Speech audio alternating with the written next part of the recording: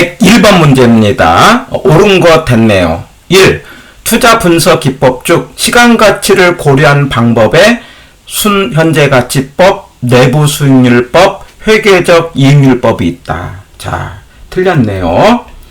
시간 가치 고려 그러면 현가라는 말이 들어간다. 현가라는 말이 들어가는 게 기본 3개가 있는데 순순해가 있다. DCF는 할인법이고 할인법은 현가 계산을 했고 현가 계산은 시간 가치 고려 여기 3개가 있다. 순순해가 있다. 이렇게 하자는 거예요. 그런데 1번은 회계적 이익률법은 시간 가치를 고려하지 않았죠. 예, 그래서 1번은 X. 2번 내부 수익률은 순현가를 1이 아니고 0이죠? 0이죠. 그래서 순현가를 0으로 했다는 건 기대가 아니고 뭐라고 한다? 내부 수익률이죠. 그래서 2번도 X. 예. 3번 어림셈법 중 순소득 승수법은 승수값이 작을수록 회수기간이 길어진다 했는데 우리가 순소득 승수 그러면은요 우리가 회수기간하고 순소득 승수하고 숫자가 같아요. 만약에 승수가 10 그러면 회수기간도 10이에요. 만약에 승수가 5 그러면 회수기간도 5예요. 같아요. 그러니까 승수가 작다는 것은 회수기간이 짧아지는 거예요. 그래서 3번도 틀렸고 이 부분은 체크포인트로 한 번 더 점검을 하겠어요.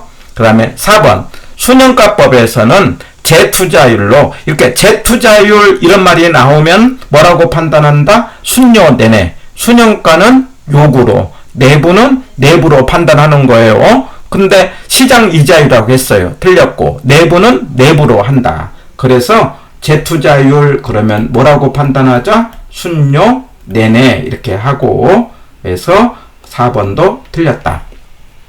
5번 내부 수익률에서 내부가 요구보다 작을 때 투자안을 선택하지 않는다. 맞죠? 예, 순영, 수일, 내요. 순현가는 0보다 클 때, 수익성은 1보다 클 때, 내부는 요구보다 클 때 투자를 해요. 그런데 요구보다 작으면 투자안을 선택하지 않겠죠? 해가지고 101번의 정답은 5번이고요.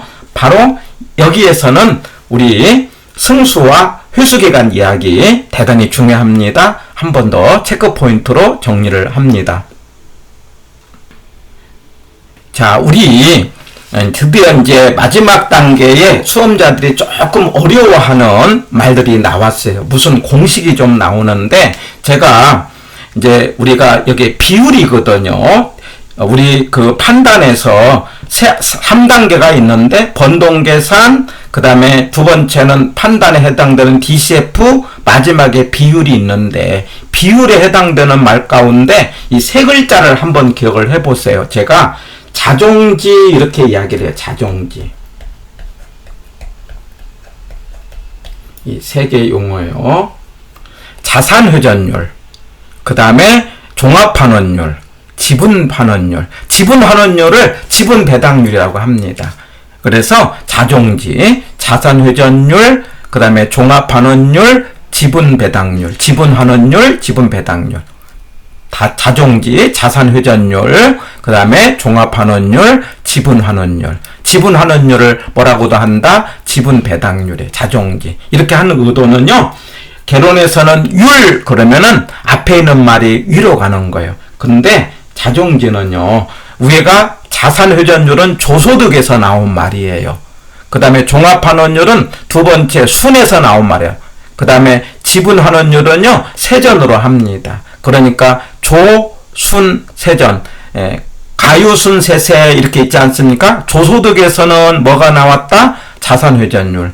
순영업소득에서는 종합환원율. 지분에서는 세전이 나왔다. 이 말이에요. 그런데 율 그러면 앞에 있는 말이 위로 가지만 승수 그러면은요 앞에 있는 말이 밑으로 가요. 그래서 자산회전율의 반대가 조소득 승수예요. 그 조가 밑으로 가는 거죠. 그럼 조의 짝은 조는 총이거든요. 짝이 순이에요. 총 투자 얘기예요. 순소득 승수 그러면 순소득이 밑으로 가요. 그리고 순의 짝은 총이에요. 그 다음에 세전, 승수 그러면 세전이 밑으로 갑니다. 그런데 세전과 세후는 짝이 지분이 되는 거예요. 그래갖고 자종지, 자산회전율, 종합반원율, 지분배당률 자꾸 소리내서 반복을 해봅니다. 자산회전율, 조소득과 관련이 있다는 거. 위에가 조소득이라는 거, 그 다음에 종합반원율은 위에가 순이라는 것, 그 다음에 지분환원율은 위에가 세전이라는 것, 그리고 승수는 조소득 승수, 조가 밑으로 간다는 것, 순소득 승수는 순이 밑으로 간다는 것, 그 다음에 세전 승수는 세전이 밑으로 가고, 그 과정에 순과 촉이 짝이 되고요. 지분은 세전과 세후가 짝이 돼요. 대단히 중요합니다. 근데 이것만 갖고도 문제를 찾을 수 있는 힘이 생겨요. 자, 이 과정에 순소득 승수와 종합환원율을 보려고 하는 거예요. 그러니까 순소득 승수는 순이 밑으로 간다고 그랬잖아요. 위에가 총입니다. 이걸 회수기간이라고 해요. 자, 그래서 순소득 승수와 회수기간은요, 숫자 같아요. 그리고 이것의 역수가, 아까 이제 역수가 종합환원율이야. 자종지에 자종지. 그러니까 순이 위로 가고 밑에가 총입니다. 자, 그래서 한번 이렇게 생각해 보는 거예요. 우리가 10억을 투자를 해갖고 1년에 1억을 벌었다고 하자. 그러면 10억의 입장에서 내가 투자한 돈을 몇 년에 뽑았느냐, 이 개념이 회수기간이에요. 10년 아닙니까? 예. 근데 1억의 입장에서, 그러니까 번 돈 입장에서 몇 배를 투자했느냐, 이런 개념이 순소득 승수예요. 그러니까 회수기간은 투자 금액 입장에서 나온 말이고, 승수는 번 돈의 입장에서 나온 말이에요. 근데 숫자 같아요. 그러니까 회수기간이 길면은 승수도 커지는 거고, 승수가 작아지면 회수기간도 작아지는 거예요. 자, 근데 이걸 1년에 번 돈을 따진 것이 종합환원율, 역수죠. 그러니까 10년에 뽑았다 그러면은 10%가 되는 거죠. 그래서 앞으로 문제를 풀 때 회수기간과 순소득 승수는 뭐과 역수다? 종합환원율과 역수다. 예, 종합환원율과 역수다. 그래서 문제를 풀 때 대단히 유익합니다. 해갖고 10억을 가지고 1년에 1억씩 벌었다면은 10억의 입장을 뭐라고 한다? 회수기간이고, 1억의 입장을 승수고, 숫자는 같다. 그 다음에 1년의 입장을 종합환원율이고 역수다. 이렇게 하면서 자종지 이렇게 기억을 하시고요. 그 다음에 이제 저당환원율을 저당상수라고 하고, 이건 은행의 입장에서 1년에 번 돈을 저당환원율 그렇게 말할 수 있고, 그 다음에 이제 부채 서비스액은 대출했고 저당상수 많이 했어요. 예, 자종지 기억을 해보자는 것 강조를 합니다. 자종지, 자산회전율, 그 다음에 종합환원율, 지분배당률, 승수와 율은 역수라는 것. 총과 수는 짝이고 지분과 세전과 세후도 짝이라는 것 강조를 합니다. 자, 102번부터는 DCF에 관련된 계산 문제를 좀 보겠어요. 이 계산 문제는 약간 시간이 걸리니까 항상 개론에서의 계산 문제는 마지막에 하는 것이고요. 할 수 있는 부분만 선택적으로 하는 거예요. 그래서 일단은 말로 나온 문제를 정리를 한 다음에, 말로 나온 문제가 익숙해야 계산 문제가 손에 되는 거죠. 그래갖고 여기서 말하자면 이렇게 세 물건을 주었어요. 유입이 줬어요. 그러면 여기서 뭘 찾는 겁니까? 현가를 찾는 거죠. 현가를 찾는데 이자가 5%니까 또 1년이지 않습니까? 그러면 1.05로 나눠요. 그래갖고 현가를 찾아서 그 현가에서 뭡니까? 초기를 빼면 되죠. 이게 초기 지출은 현가 계산을 할 필요가 없어요. 왜 그러냐면은 그 자체가 나간 돈이기 때문에. 그래갖고 뺀 것은 순현가고 나눈 건 수익성 지수예요. 해갖고 그 수치를 찾아보면은 맞는 것이 5번이 되는데, 이 부분은 체크 포인트로 계산을 해놨기 때문에 한번 보겠습니다. 102번의 정답은 5번이라는 것. 보세요. 자, A는 초기가 3,800이고 말기 유입이 말하자면은 6,825인데 이걸 현가로 할 때는 이렇게 1.0으로 나눠요. 그럼 이 현가 계산이 나왔어요. 이것하고 바로 이걸 뭐 합니까? 뺀 거죠. 이게 순현가죠.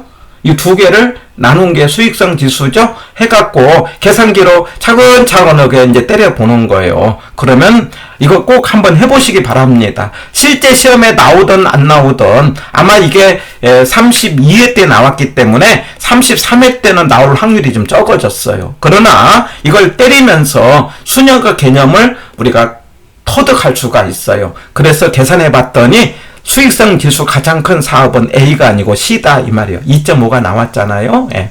그 다음에 이제 수년 가장 큰 것은 B가 아니고 가장 작은 사업이 B더라. 가장 계산했더니 작은 게 1250이 아까 1550이 나왔잖아요. 가장 작더라.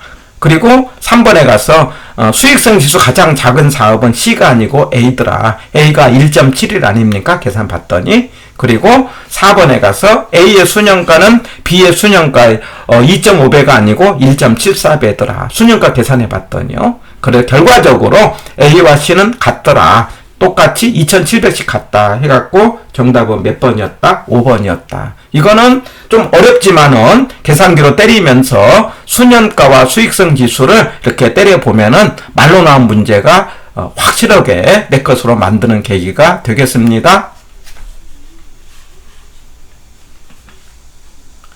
103번 문제입니다. 103번 문제는요, 수년가 개념을, 이게 수년가라는 게 두 개가 있어요. 유입의 현가와 유출의 현가를 가지고 유입의 현가에서 유출의 현가를 뺀 것이 수년가다 했는데 또 하나의 공식이 있잖아요. 뭐냐면은 매년 세후 현금 수지의 현가 더하기 세후 지분 복귀 현가 빼기 지분 투자액. 자, 바로 이 내용을 숫자화해서 나온 겁니다. 그러니까 103번의 문제는 뭐냐면 앞에 마이너스 1100 했다는 것은 1100만 원을 투자했다 이 말이에요. 그리고 이제 1년에 120씩 월세로 돈을 벌었다 이런 개념이에요. 7년 동안 벌었다는 거예요. 근데 맨 마지막에 1420을 벌었는데 그런데 주어진 숫자가 7년짜리 됐기 때문에 이 문제의 핵심은 맨 마지막을 120을 맞춘 거예요. 왜 그러냐면 맞춰야 7년에 계산이 되기 때문에 그럽니다. 그리고 1200으로 나눈 거예요. 그러면 이게 주는 의미는 뭐냐? 120은 월세로 1년에 160씩을 받았고 그래서 이렇게 여러 개를 건 것은 120은 매년 세후 현금 수재 현가는 연금의 현가로 한다는 거. 연금 현가 3.5를 줬잖아요. 그래서 곱하기 3.5를 하면은 되는 거고 마지막에 1200은 매매 차익으로 번 돈이 1200인데 이거는 일시불의 현가로 한다는 거. 그래서 매매 차익은 일시불의 현가로 하고 여기는 0.6을 줬잖아요.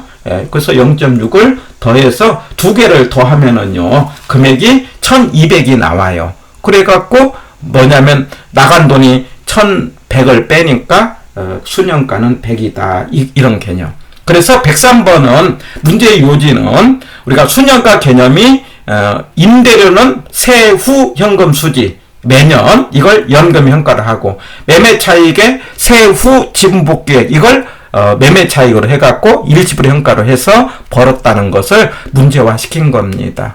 정답은 1번이었어요. 체크 포인트로 한 번 더 확인을 해보죠. 지금까지 했던 수년가 한 번 더 정리하죠. 수년가, DCF, 할인법, 현가계산, 시간가치 고려, 순순해가 있다. 그래서 수년가는 유입의 현가 빼기 유출의 현가. 그 다음에 또 하나가 있는데 바로 이 부분. 그래서 유입의 빼기 유출의 현가는 앞에 문제에서 그 다음에 매년 세후 현가는 연금 현가로 세후 지분 복귀 현가는 일시불의 현가로 1현으로 해갖고 지분 투자해. 0보다 크면 투자한다.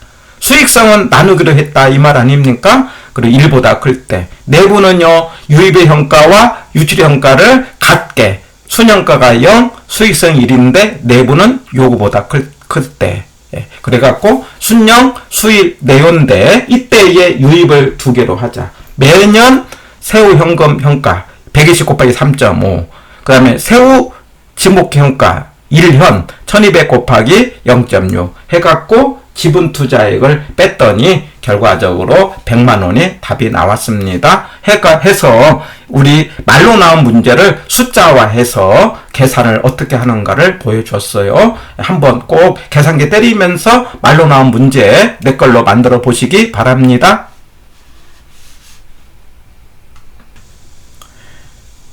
(104번입니다) 향후 2년간 현금 흐름을 이용한 수익성 지수를 계산하라고 했어요. 그러니까 수익성 지수는 뭡니까? 위에가 뭐죠? 유입의 현가죠. 밑에가요 유출의 현가죠. 예, 그래갖고 나누면 돼요. 근데 유입은 여기 주었잖아요. 1년차 1000만원. 근데 현가계산의 숫자가 줬으니까 1000만원 곱하기 0.95. 2년차는 얼마 줬어요? 1200 곱하기 0.9. 두 개 합치면 유입이 되는 거죠.